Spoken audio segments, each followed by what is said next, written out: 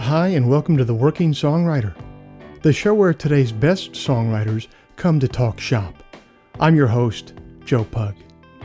Each episode here, we host a distinguished guest, and we ask them to go deep on their inspiration, on their process, on the general ups and downs of making a life in music. So, whether you're a grizzled veteran trying to explain to your younger cousin how righteous Eddie Van Halen was in his prime, or else a scrappy upstart listening 50 times in a row to his guitar solo on Michael Jackson's Beat It, this is your show, because ultimately it is what every writer seeks most, an ironclad excuse to put off actually writing.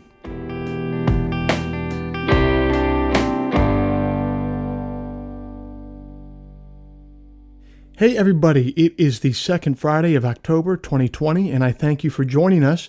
This week's show is brought to you by Bandzoogle. Built by musicians and for musicians, Bandzoogle is an all-in-one platform to build a beautiful website for your music.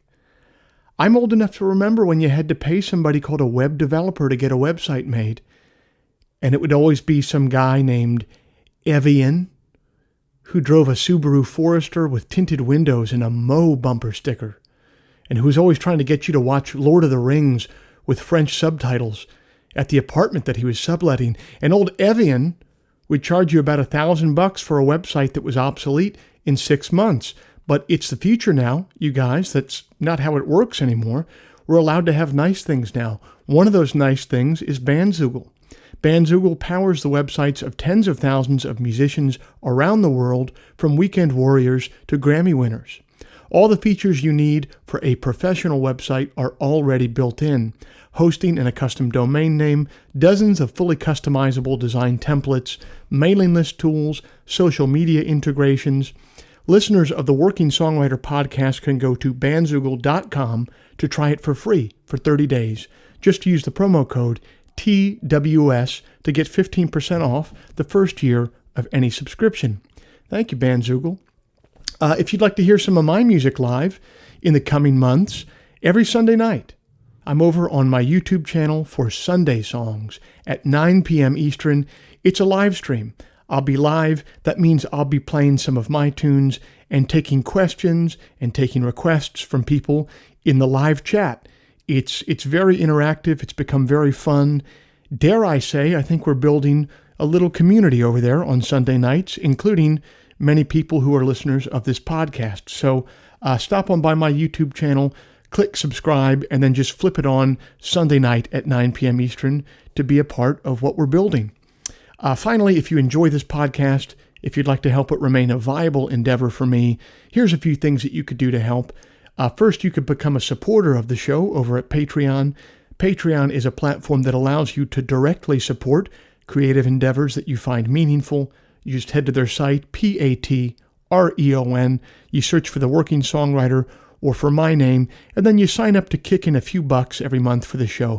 Think of it as a voluntary subscription, a subscription that you don't have to pay, but that you choose to pay because you dig the show. If just 1% of our listenership would kick in the price of a cup of coffee every month, it would make a huge difference. So thanks to everybody who's done that. If you're not in a place to do that, if you're in hard times economically, I get that. I've been there before. You could do a couple other things that would help this show that are absolutely free.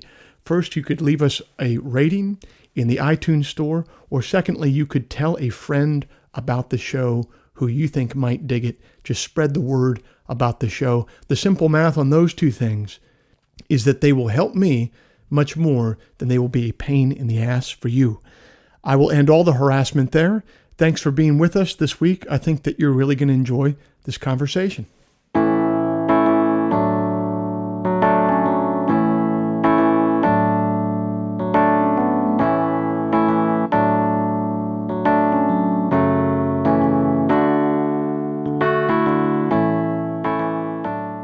My guest this week hails from Kansas City and has since made his home on both coasts in New York and LA. Kevin Morby dropped out of high school at 17 and wasted little time in getting himself to New York City. While working a job doing bike delivery in Brooklyn, he scored a gig playing bass for the critically acclaimed noise folk group Woods. After apprenticing with them in the studio and on the road, he tested the creative waters for an independent endeavor with the band The Babies, and then eventually struck out under his own name. It's a good thing that he did, because he's since found a loyal audience and has toured the US and the world in support of those solo albums. He's recorded for Woodsist and Dead Oceans Records. He also runs an imprint on Woodsist Records for emerging artists called Mare Records. His last album, Oh My God, reached number 2 on the Billboard Heatseekers chart. The Guardian has called him a master songwriter at work. NME dubbed his last album a remarkable achievement that may serve as a companion and guide in tough times. And Pitchfork has said that his music comes from another place, one where you try and piece together meaning by tapping into a kind of collective unconscious, using whatever tools you have at your disposal. And his references add up to something more than their parts when paired with his unerring feel for arrangement and style. Kevin has a new album coming out next week on October 16th entitled Sundowner, and I was able to catch up with him on the phone recently to hear about his journey so far.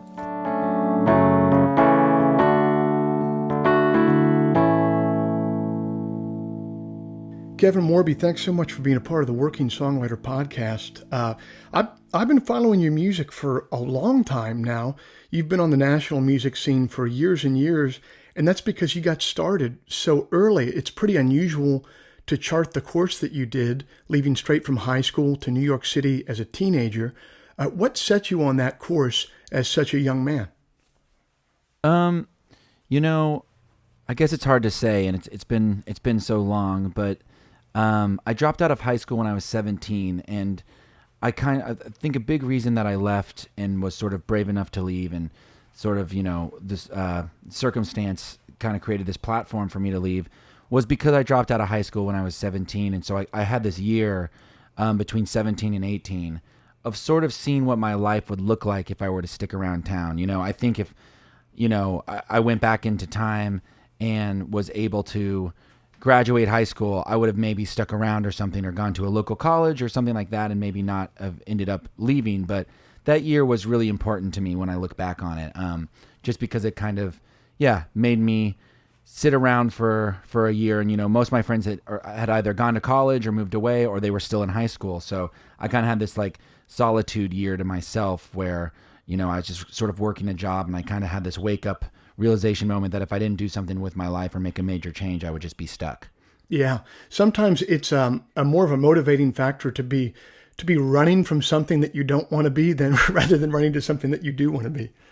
Yeah, absolutely. Yeah. I think when you're young, you need to someone needs to light a fire under you. I remember there's this one moment where the military called me, like a recruiting office, as they do. And I remember the guy, I wasn't going to join the military, but he kind of got me backed into a corner where he was like, well, so, you've dropped out of high school and you're just working a job. What do you want to do with your life? And though I knew the answer wasn't join the military, I was like, I don't know. Like, it was a funny moment. And it helped light a fire under me to go do something else. So you're there in the Midwest. What brought you to New York City rather than Chicago or Nashville or anything closer to you? That's a great question, because, everyone from Kansas City, at least at that time in my friendship circle, everyone moved to Chicago. Like, right. That's the big Midwestern city, and so everyone sort of naturally would gravitate towards there. And there was just something about it. Like, it just seemed too easy of a move to me or something. It felt like I had to go bigger. And, I love Chicago. It's always one of the best tour stops. And I've had so many friends live there over the years, and I've spent a really significant amount of time there. But at that time in my life, it just felt like it wasn't far enough away from Kansas City. And it felt like a little bit of New York and a little bit of Kansas City. And I think I just wanted, if I was going to move to a big city, I wanted to move to the biggest city. So it's actually funny. I moved on the Amtrak. I took the train to New York, but I intentionally stopped in 2 places on the way. Literally, I had these stops planned because I knew friends there. And the intention of the stops was if I got too scared to go all the way to New York, I could just stay there. And Yeah. Chicago was the first stop, and I stayed there for a couple of days. And after a couple of days, I was like, okay, I think I can do it. I can continue on my journey. And then I stopped in Cleveland and visited a old childhood friend. And after a couple of days, Cleveland definitely wasn't going to keep me. No offense to Cleveland. But and then I kept going to New York from there. But yeah, I don't know, like all the Bob Dylan documentaries I'd seen, or, I was obsessed with the Velvet Underground, and just so much just sort of took me there. And then circumstantially too, my friend Philip was out there for a summer. He was going to be an NYU student and was kind of going out there for a summer. So I had a point person there. I had I at least knew one person in New York City. It's funny you mentioned having to take those stops first with the idea that you would let yourself not go any further. I dropped out of college in a very similar way. And on the night when I left, I was going to Chicago, actually. I remember the only way that I could make myself do it is I had to continually give myself permission every time I stopped for gas or something like that. I had to continually give myself permission to say, you can go back right now if you want to. Totally. Just giving myself that permission allowed me to move forward. Yeah, absolutely. Yeah. Like having that sort of safety net and not being hard on yourself if you don't make it, and I remember, in Cleveland, I remember being at the train station and my friend's mom dropped me off and my train was leaving really early in the morning. It was like 4 a.m.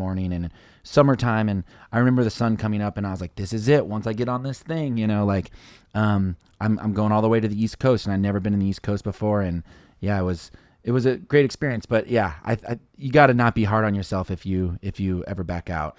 Really? No, you really do. So you're the shining city on the hill in your mind that New York City was that of, Dylan documentaries and stuff like that.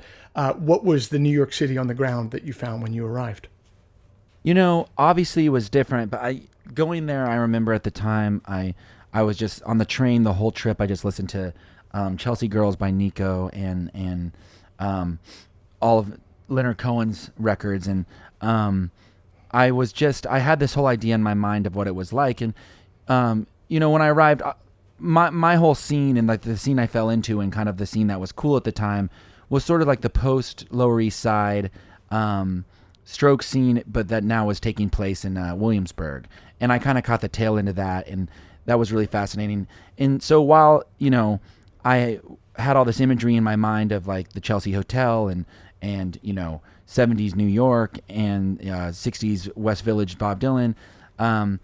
What was happening in Brooklyn, it felt similar to those things, like it still felt like, well, this is happening on a different landmass in a different borough, but this is everything that was taking place felt like it could have been out of one of those books that I had been reading, So it was really exciting. I mean, I immediately fell in love with it from night one. And yeah, so, what was happening just kind of felt like everyone's own version of some, like a future history book, something that would be written about someday.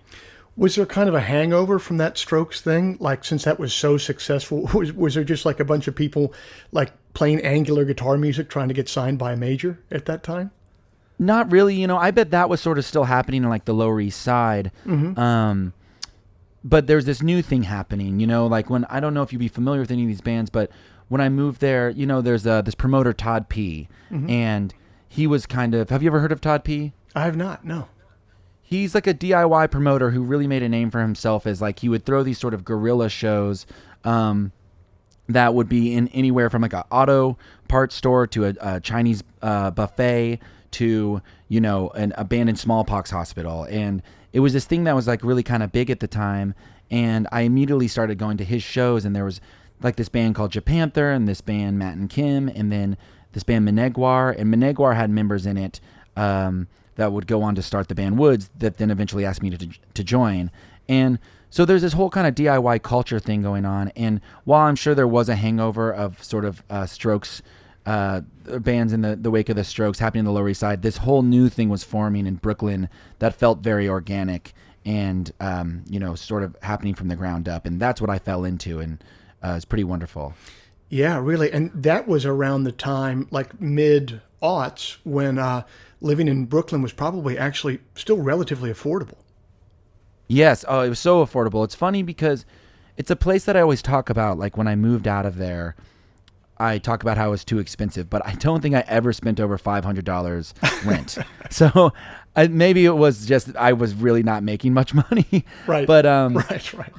But yeah, I lived in a house called for the most part, or for the majority of my time there, I lived in a house called Rear House, which was the Woods band house, and I had 4 or 5 roommates at any given time, and I think we each paid, when I first moved in, we each paid $300, and then by the time I moved out, I was pissed that it had gone all the way up to $500, right. which Right. but it was a time, had to move out of Rear House and go find my own apartment, it would have been super expensive. It was kind of this like a rent locked deal.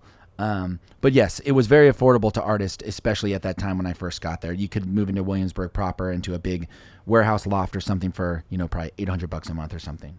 So before you joined up with Woods and you were living with those guys and making music with them, had you been doing your own thing? And then if you had, how did you end up hooked up with them as such an integral member of that collective? It's funny. So in Kansas City growing up, I would play under my own name. I think I played my first show when I was about 16, and then I was here till I was 18. And in those 2 years, I was playing around town, and I was kind of like the token kid who would, be playing at cafes or, opening shows. I would meet a lot of touring bands by opening for them. And so then when I went to New York, though I took my guitar and my 4-track and I knew I wanted to be a musician, there's some part of every Midwesterner I feel that I just didn't want to oppose on anybody, even though I was in New York and there's plenty of opportunity to play music. I was just so happy to be there and just so happy to witness what was happening, that, I didn't really feel like I needed to put myself out there, at least not at first. And, and then when I joined Woods, which is about 2 years into living in New York, that's really when I started to kind of get my sea legs and of being a performer and learning how to go on tour and stuff. And the way I ended up in that band is I had been working bike delivery at a cafe, and 2 members of Woods, one who was in it when I was in it, and one who quit right before I joined, were working there. And so that's how I met those guys. Got it. Can you kind of describe what those early tours were like? What kind of venues were you guys playing? How were you traveling? What did it feel like? Was it exhilarating? Was it depressing? Give me some of your memories from that era hitting the road with them. It's everybody in Woods was 10 years older than me. So I was 19 when I joined, and they were 29. And so we probably had different perspectives of it, but it was a thrill to me. And I know those guys had a good time too. Maybe as a 29-year-old, they were probably less psyched to sleep on a floor than I was. Right. Right. But it was so thrilling to me. The first tour we did was like an East Coast thing, and the second tour we did is we went to Europe. And in Europe, you get treated better as an artist, and kind of no matter what level you're at. But you can be at a pretty low level, which we were then. But still, you're housed and fed, and it feels like this luxurious, situation after touring America, and booking your own tours in America. But to me, it was so thrilling. It was so incredible. And Woods was a band that was really talked about around town, and people just really loved their records. I loved their records. I was just a fan, before joining the band. So I was so thrilled, and I really recognized it as a sort of break for me, just joining this, it's going to make my dreams come true. And these guys they're older, and they've been around for a long time.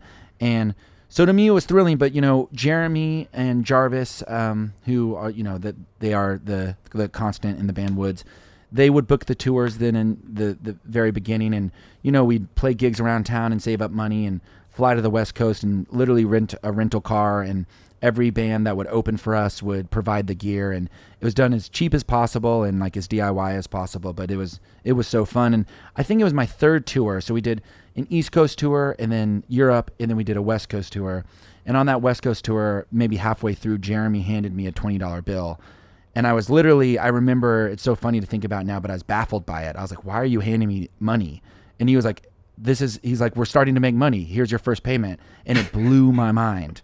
And because tour existed in my mind as this thing like, oh, I work a bike delivery job.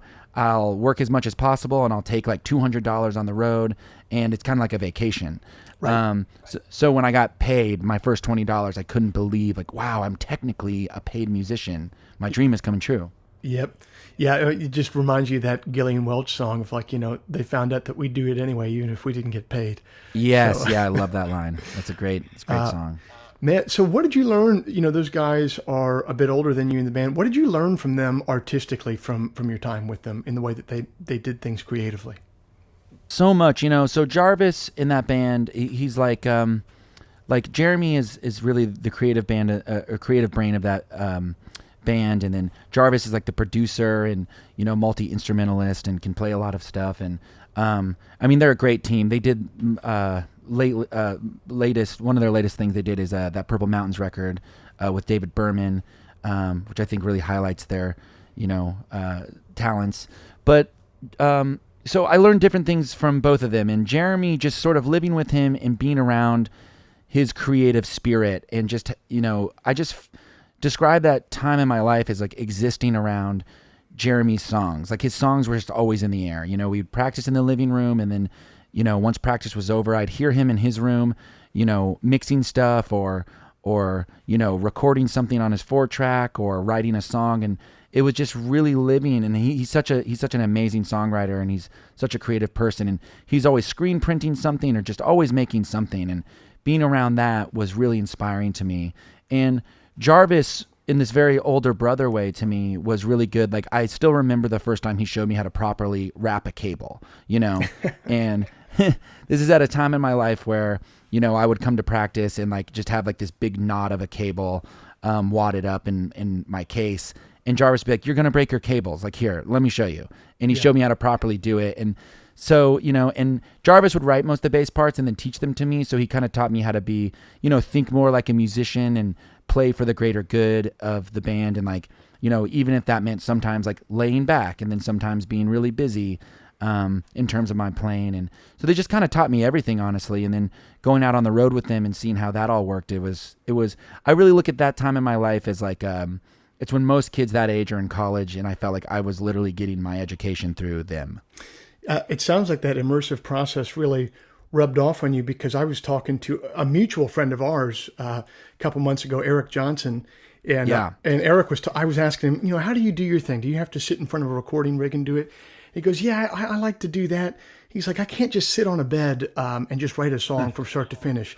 That's what fucking Kevin Morby does. He just sits down and just writes a song on a bed, start to finish. That's funny. I love Eric, man.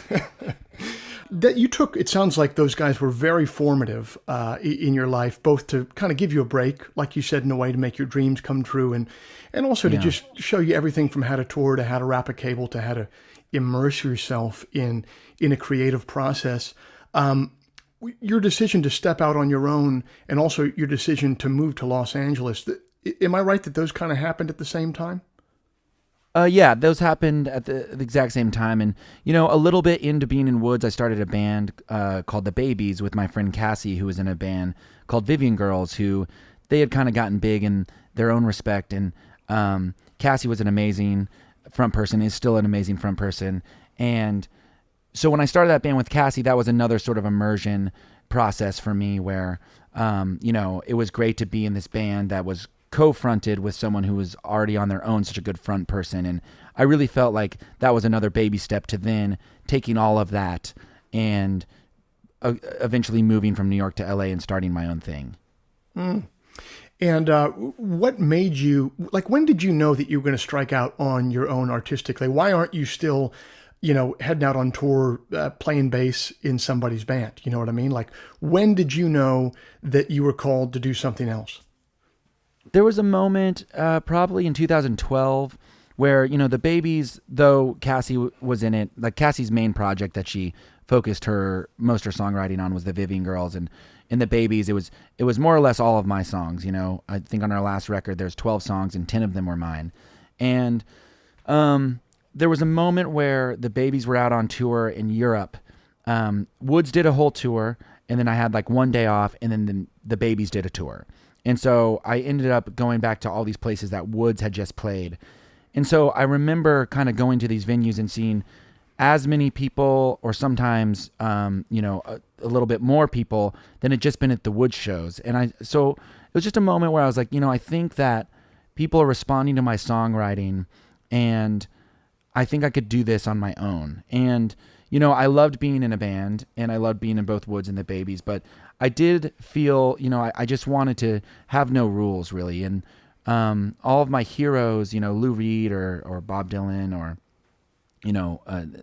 Leonard Cohen, I love that their catalogs are so sporadic and there's so many different types of sounding albums. And so I knew I just wanted to go out on my own, if even only for that, to be able to experiment with sound as much as possible and not have to be at the whims of anyone else. And so yeah, it was right around then. And New York was changing a lot around that time. And I kind of knew I wanted to get out of the city and go somewhere else that had cheaper rent. And, I could have a little bit more space to kind of hone my craft. And so all those decisions kind of led to it. I got that. Was it a little nerve-wracking to go from a couple projects that were known and had something going on to doing something yourself, and not only your own thing, but under your given name, you know what I mean, which makes things feel even more personal, whether you succeed or fail at it. Was there any amount of trepidation for you there, or were you just walking straight into it and you knew what was going to happen? There was definitely some trepidation. I remember we were at a great festival in France. Woods was called La Route de Rock, and they had these free masseuse tables backstage. And I remember I was getting a massage, we'd played this great show, and I was getting a massage afterwards in the backstage. And I remember having the thought, okay, if I go out on my own, I may never be here again. I may never be getting a free massage, right? Backstage at a festival in France. It could miserably fail. But I still felt good about it. I think, it's not like I felt like, oh, I'm going to put out a record and it's going to blow up and I'll be fine. I definitely didn't feel that way at all. And that's not what happened. But, I just felt like regardless of if this, picks up steam or not, it's just something I really feel that I have to do. And if it doesn't work out, maybe I join some more bands in a couple of years or we'll see what happens. But I knew I had to at least try. And at that point, were you still trying to get over what you had kind of described as the inner Midwesterner in you, to not want to, bother people or ask them to listen to what you were doing? How did you get past that earlier hang up that you'd had when you were younger? I think just years of being around other musicians and touring and stuff, I think it pushed that Midwestern out of me. At least that aspect of it. So there was no fear on that end. And, there's a lot of great people who I just knew, I saw that they were wanting to work with me. Like my friend Rob Barbado, who recorded the first two albums. He also recorded the Last Babies record and produced it. And then he really wanted to, he was playing with Cass McCombs at the time, and he's an amazing musician. And he was in a band called Darker My Love, and he just had worked on a lot of great stuff. And Rob was, really wanting to make the solo record with me. And so I felt like there were some irons in the fire of people who were taking interest, that it felt promising in a way of well, I think people believe in my songs, and so I should believe in them as well. And I should push them as hard as I can. Yeah, that can kind of be a gut check sometimes when you're not feeling yourself, and then someone whose work you really respect, they kind of come out of nowhere and are showing some interest. Nothing can revivify you like that sort of interaction. Yeah, absolutely. I remember going to see Rob play with Cass McCombs at Bowery Ballroom, and walking into the Bowery, and it was this amazing sold out show of theirs. And I remember just being so blown away. And then Rob, after the show, was so adamant about wanting to work together. And I was like, wow, this guy just played this really, this huge show with this, amazing songwriter, really wants to work with me. And I just remember what a boost of confidence that was, just the fact that he was interested in my songs at all. And yeah, sometimes it takes those things for sure. Have you found yourself kind of playing out that scenario in reversed roles, kind of hearing people that are younger than you now that you're able to give some attention and help to? That's a great question. Yeah, I really try and do that a lot, and in a sort of pay it forward way, and also just because I hear stuff and I'm such a fan of certain people's work, and I do really think that it's a thing that everyone should pay forward. And if you have any sort of platform, not only should you help with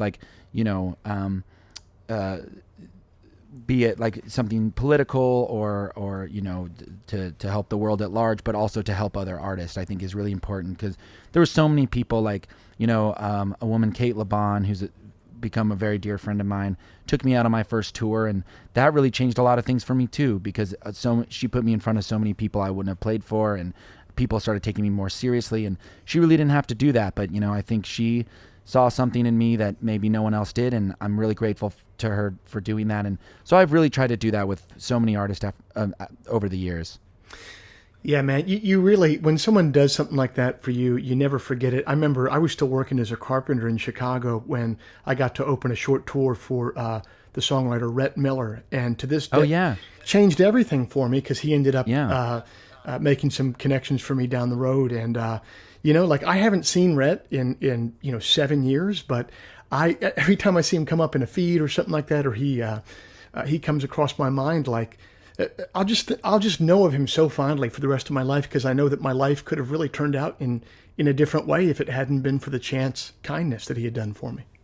Totally, yeah. Those situations are so big, and I feel that same way about someone like Kate LeBon or Rob Barbado. Like, to this day, and when I see their name come up or we catch up or something, I just feel like, wow, I owe this person a lot. And yeah, again, over the years, like I started a little imprint of Woods' records called Mare, M-A-R-E, like a little label that I have, like a little boutique label. And the whole point of that label is to kind of put out records that, like, people's first albums. That's all I'm interested in doing with my little label. That's really interesting to look at it that way. Yeah, each record that I put out, I guess Shannon Lay, I started it because my friend Shannon Lay, I saw her play once, and I remember thinking, I think it's ridiculous that anyone is interested in what I have to say at all. It always blows my mind that anyone would give a shit, but like, I saw Shannon Lay play, and I was like, I have to use whatever platform I have to tell everyone about her music. It's so amazing. And so it was technically her second record, but it kind of felt like her first album. And then I put out my friend Anna St. Louis's first album, and then my friend Justin's first record. So, and I usually tell people before I put out a record, like, I don't really want to do the second one. And usually those people have an opportunity to go somewhere bigger for the second one. And I encourage them to do that, because I just like being that first stepping stone for someone, because I know how important of a step that is in everyone's process. Well, and that's a really cool format for a label too, because there's nothing like, if you get a really great artist, there's nothing like that first record. Even if it doesn't end up being their best record, it's always just such a tone setter. So you'll end up with kind of a library of music there that's really unique in that way. Yeah, absolutely. And it's also, audiences will always go back to a first record too. Someone could put out their hit record, might not come till their fifth album, but when someone puts out their hit fifth record, everyone wants to hear the first one as well. And yeah, there's something so special about where people begin their journeys.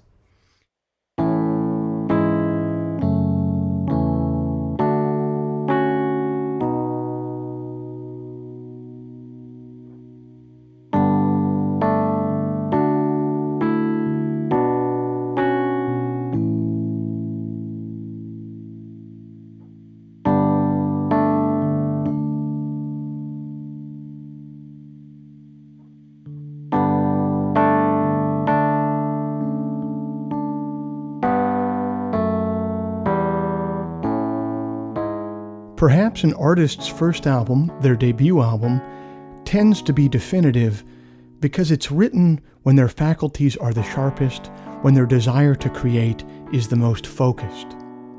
Sometimes as a writer, I feel that same original peak that I felt when writing my first album.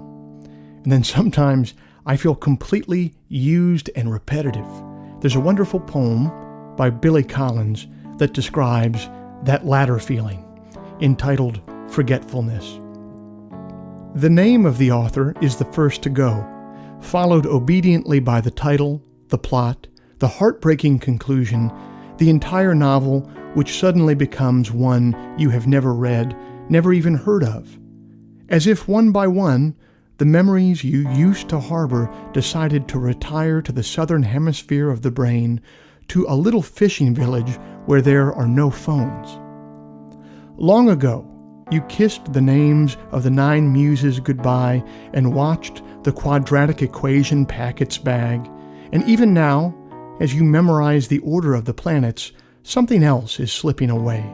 A state flower, perhaps, the address of an uncle, the capital of Paraguay. Whatever it is you are struggling to remember, It is not poised on the tip of your tongue, or even lurking in some obscure corner of your spleen.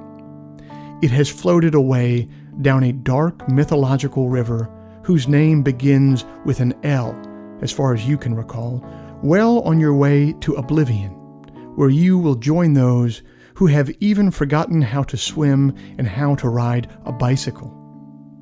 No wonder you rise in the middle of the night to look up the date of a famous battle in a book on war. No wonder the moon in the window seems to have drifted out of a love poem that you used to know by heart.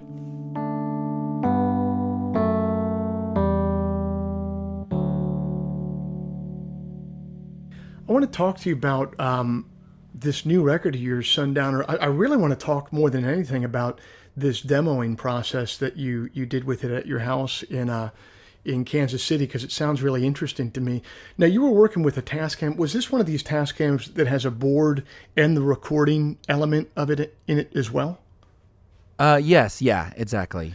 It's a Tascam 424. So explain to me how you got your hands on that and what made you want to work with a piece of, basically antiquated technology like that. Well, I had 4 tracks in high school, and I never really fully figured out exactly how to work them.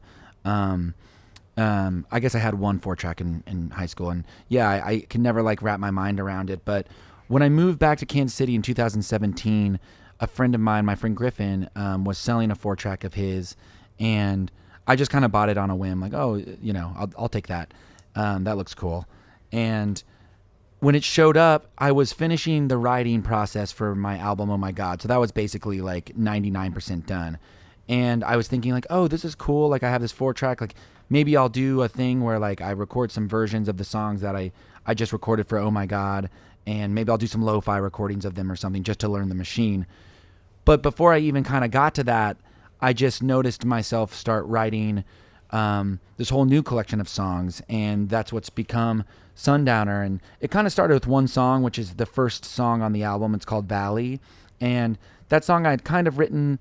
It's the only song that wasn't fully written in Kansas or in my home. I kind of started to write it during sound checks, and so I was I have this one song. I'll just kind of use that to learn the machine and can kind of build up instrumentation around it. And then I wrote that, and then songs just kept coming, and it was a really cool process. And because it was the 4-track and I was kind of learning it, it all kind of felt like this new project or this new band or something, all because of the instrument. And I didn't really even fully think I would release it under my name or release it at all. So it was a really cool process. It kind of was a curveball for how I usually do things. What is it about the fact of not thinking that you'll release something under your current project name that just totally opens the thing up? It's almost like a bait and switch weird that you play with yourself that really works every time. Yeah, it's such a strange thing. I've done that so many times. I've got a handful of band names that I've I don't know, just in a weird fit of inspiration, I'll come up with a band name, and I'll think oh, this person will join it and this person will join it. And I'll start writing with all of that in mind. Yes. And then I'll get a collection of songs, and I'll be wait, no, these are just Kevin Morby songs. And yeah, why does it open that vessel? It's such an interesting thing, but it's such a great piece of homework too, to kind of give yourself that task. But yes. Yeah, it's happened to me so many times. And I guess it was also homework. You were having to learn the technology of the Tascam itself. It's almost that makes you take your eye off the ball of writing the song, because you're paying attention to this piece of equipment, and then somehow the songs just tend to write themselves if you're not looking directly at them, Totally. Yeah, I totally agree. And it's funny too to learn a 4-track in your 30s, because again, I think one, it's equipment from the 80s that not many people are interested in anymore, and those who are kind of usually learn it at a younger age. But yeah, I like that, how you put it. That's very apt. When you're not looking directly at a song, it'll kind of shape itself.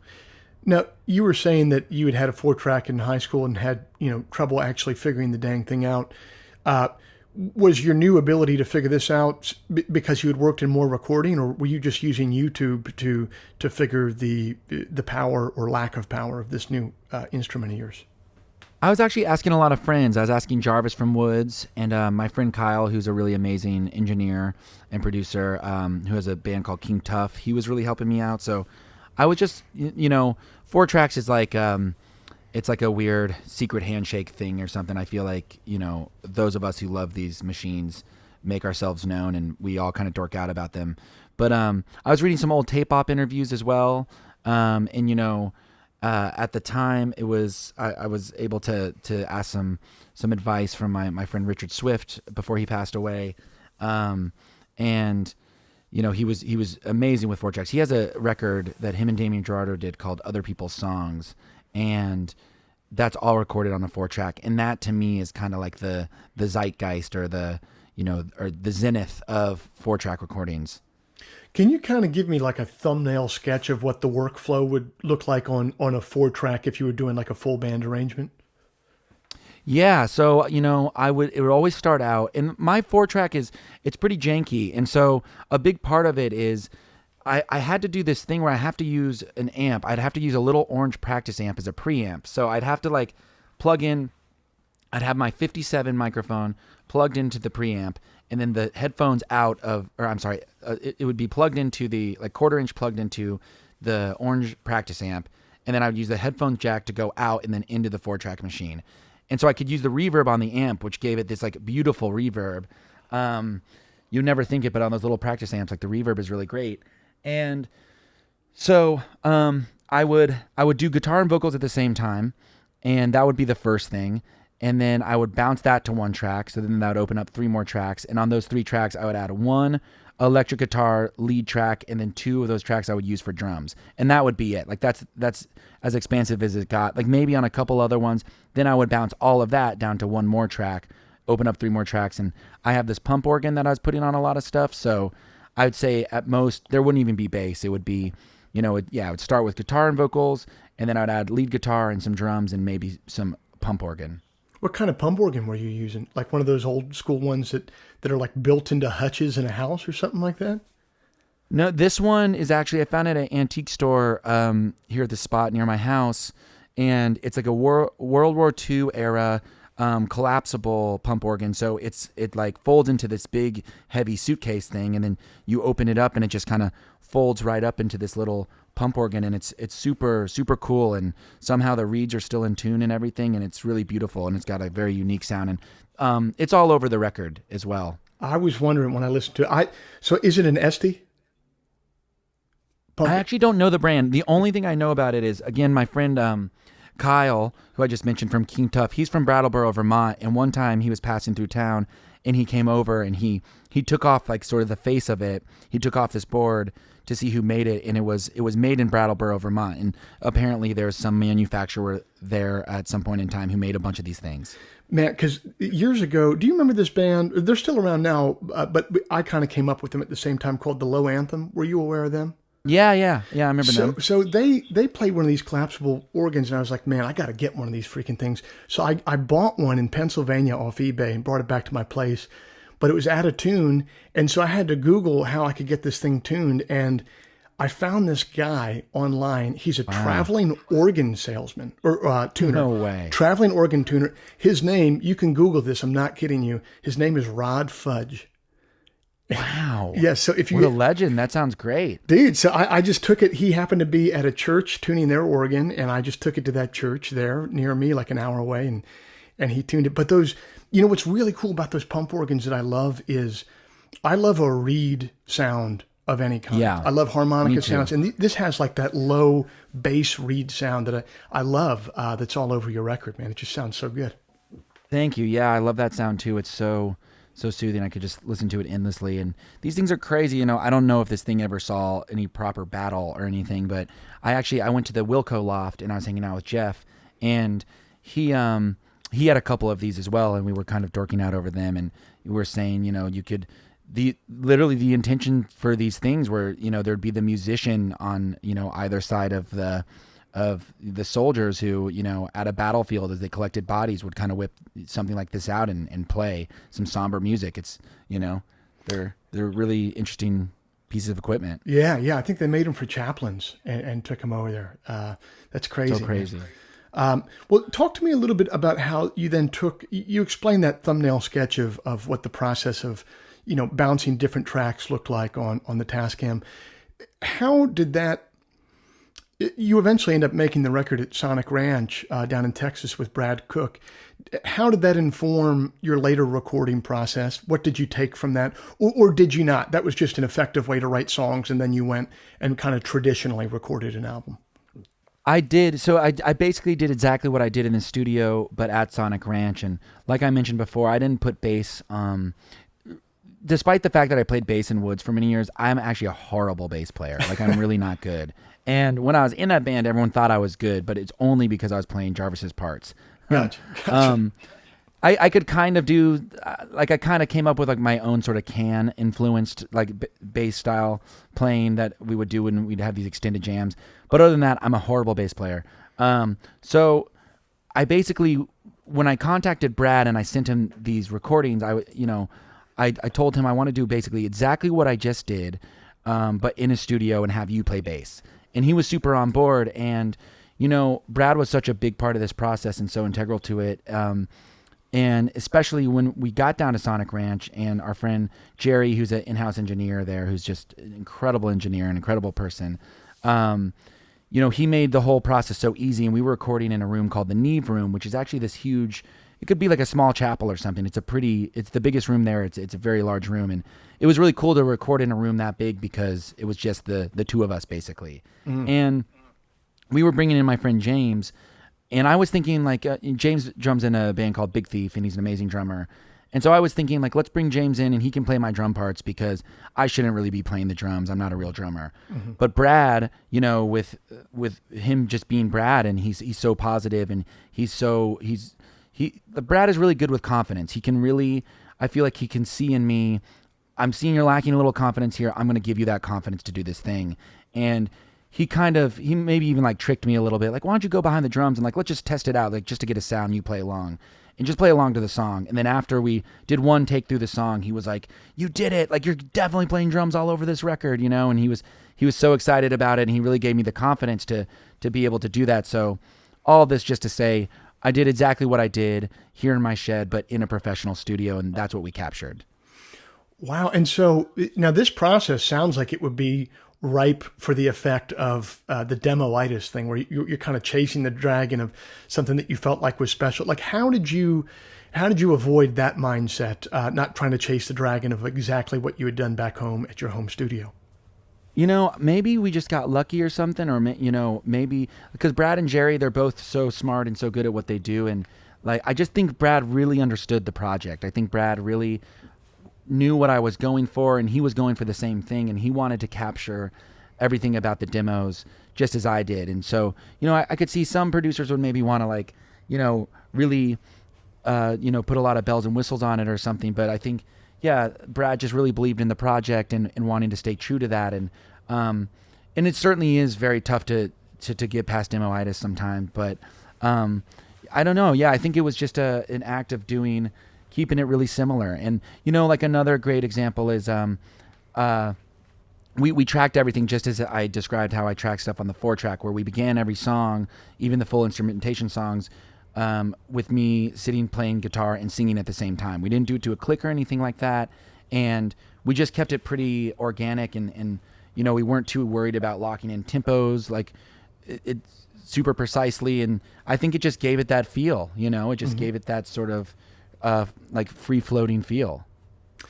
Man, that's great. I did my last record to a click, not to a click, and the producer, I was worried about that, and the producer was like, no, don't worry about it. And what he really opened my eyes to, we were actually able to, the band was so close on stuff, we were actually able to comp whole sections of songs together, even though we weren't playing to a click. It really, I don't know that I ever want to record to a grid ever again after that experience. Was that your first time recording in that way, or did you normally record in that manner? I've definitely done songs like without a click before, but never anything that was like going to be too full-fledged instrumentation, and or like if we did something without a click, it would have been like with the band that I'd been touring with or something, and like right. We'd be pretty locked in. And so with this, it was, and I think maybe Brad saw that. Brad probably knew that I could play to myself, but I maybe couldn't play to a click. So, Right. like with the drums, like had it been to a click, I don't think I could have done it. But I was able to play to myself because I know myself and I know my playing. And so, yeah, but it is a really thing. I think the highest compliment I've gotten so far since releasing the first single is my buddy Riley Walker, who I don't know if you're familiar with, but he's an amazing songwriter and an incredible guitarist. Yeah, Chicago guy too. Yeah, Chicago guy, hilarious guy. And he wrote me a really nice text message the other day where he said, like, I love your song. I love this the Center of Gravity. And I thought that was just a high compliment, because I think he's picking up on the fact that it's kind of in its own universe, just because it's not fully anchored to the ground with like an in time beat, I guess. Yeah, no, totally, and it's moving to your heartbeat in a certain way. In this conversation and kind of reading about you before this interview, it seems like making your records, choosing a producer seems to be pretty important for you. You had Rob Barbato, then you work with Sam Cohen. You're talking about working with Brad Cook here on this one. How do you view, like in the making of your records, what is a producer's job? It's funny. My girlfriend Katie and I were having a conversation about this earlier today, because a producer to me, it's such a holistic relationship, or it's like a real yin yang relationship, because I feel like a producer is really, it's just they can access something that I can't, and maybe from the songwriting perspective, I'm accessing something that they're wanting. And so we're like giving each other this thing, because if I was left to my own devices to produce my own record, I think I could do it. But I'm saying, with even with something like Brad convincing me to play the drums, I don't think I would have been convinced had he not had the enthusiasm for me to do so. Or something like when I work with Sam, Sam is somebody that I can really, I can take a song to him 75% finished, there's a couple question marks in there, and he's really able to help me fill in the gaps. Or, Sam, another great example is he can really speak the music language. He's really articulate with it. So especially in my early days when I was pretty novice, like when we made Singing Saw together, I would take him these things and be like, I can hear backup vocals here, and I think the melody would go like this. And then he's able to, bring in a small choir and explain exactly how the parts should go. So yeah, producing or picking a producer is a huge part of it. And, I think it's just someone you got to trust, and it's someone you have to just naturally really vibe with. I think, if you're not vibing with someone, it's like anyone you really play music with, it's basically like you're hanging out, and, you want that to be enjoyable and to be fluid. Man, your description of it there, I did a lot of theater in high school and into college, and my favorite director was this teacher I had in high school, and he was a really good director, and I asked him, what's the secret, man? How do you do it? And he said, the whole company has to feel like there's no way that we can't succeed. You know what I mean? Like this is definitely going to work, and that is going to the heart of it, which is, you mentioned the word trust there. So if Brad Cook asks you to play drums on a record, but you and him don't have a rock solid trust, you're not going to fucking play drums on the record. You know what I mean? Right. It's just not going to happen. Exactly. But if that exists there, and he tells you that, hey man, not only is this going to work, but it can't fail, if the trust is there, then you do it.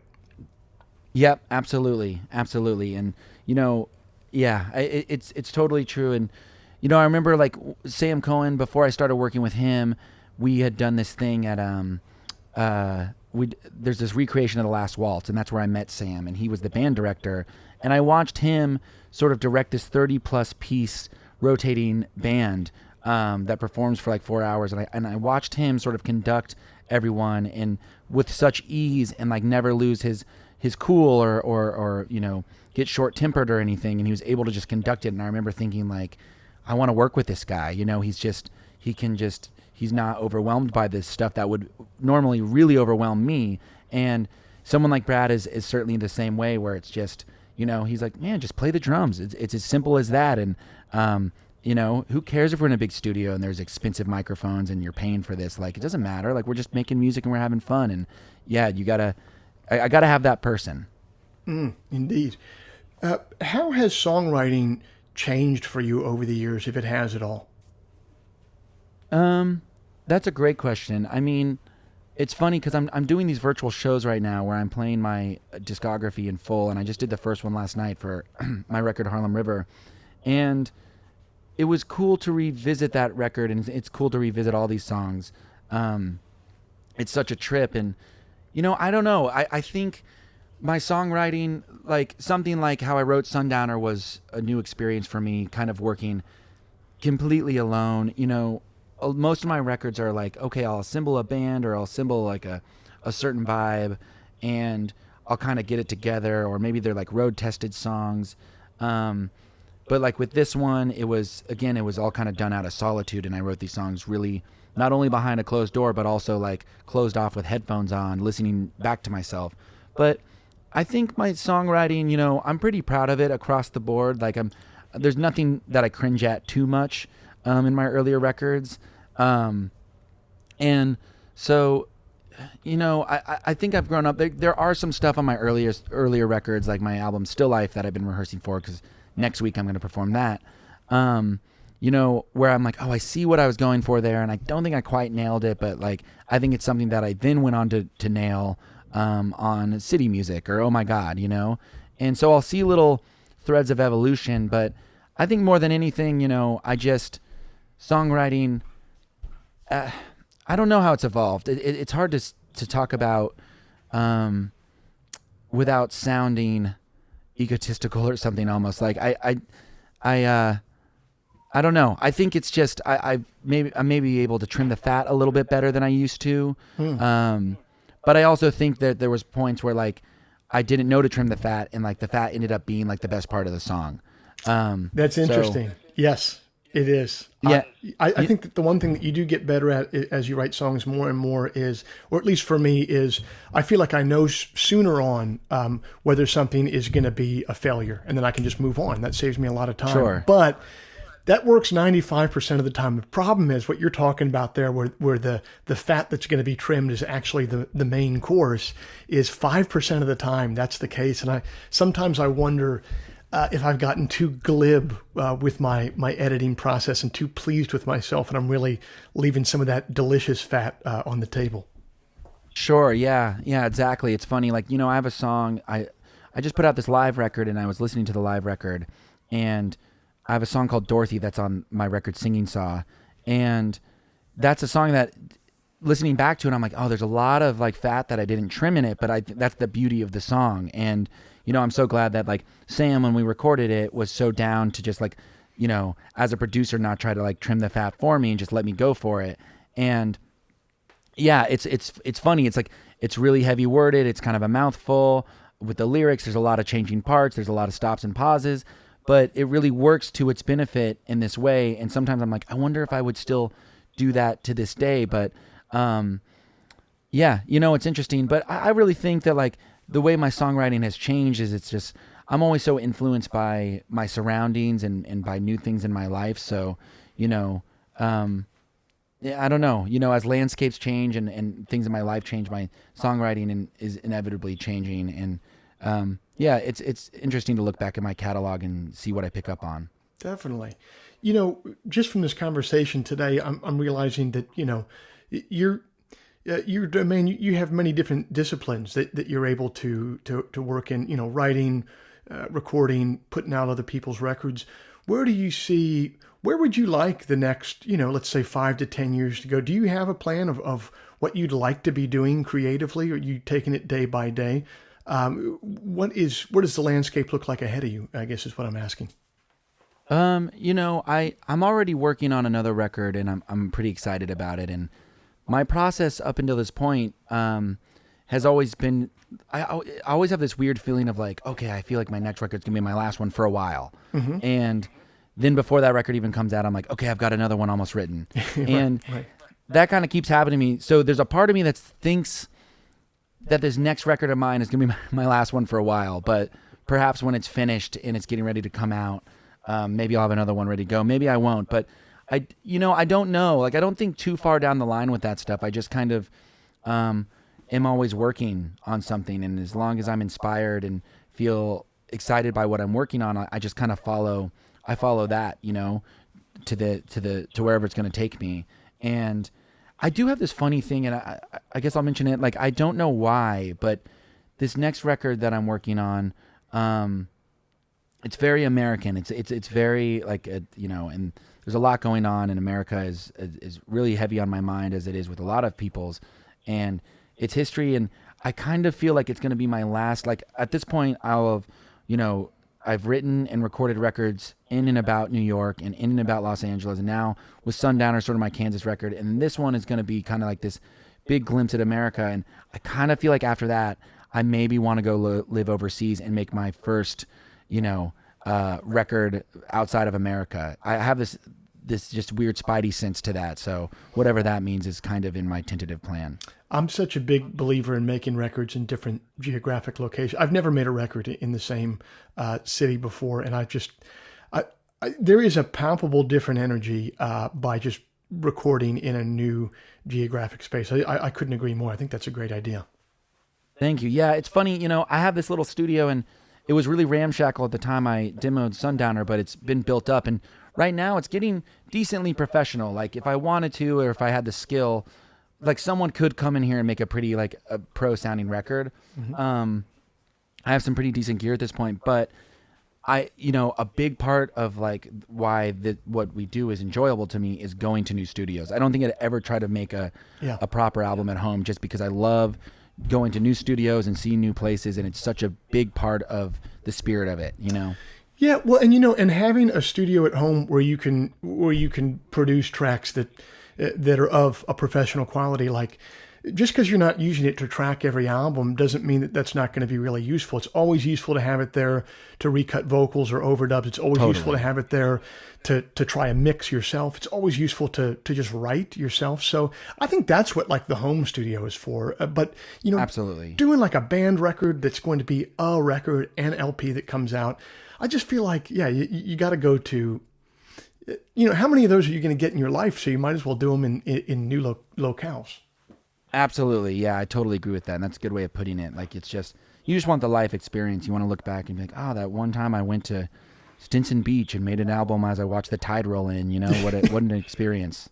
Yeah, man, one time I made a record in Lexington, Kentucky, and I'm like, when else am I ever going to spend 6 fucking weeks in Lexington, Kentucky? Exactly. You'll find your cafe in that town, and you'll get to know the barista for 6 weeks, and it's something you'll remember forever. Exactly. Well, Kevin Morby, thanks so much for being a part of the Working Songwriter. It was great talking to you today. Thanks, man. Thanks, Joe. This is a pleasure.